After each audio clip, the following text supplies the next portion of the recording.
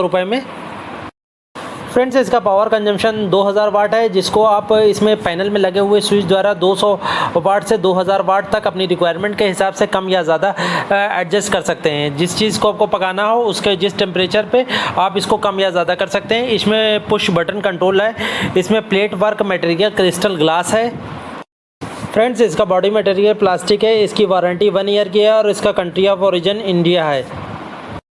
Friends, जो इससे सस्ते कुकटॉप आते हैं उनकी वाटेज बहुत कम होती है और वो ठीक से वर्क भी नहीं करते हैं। तो इसलिए आप जब भी वो इंडक्शन कुकटॉप खरीदिएगा तो कम से कम 2000 वाट का खरीदिएगा या उससे अधिक का खरीदिएगा।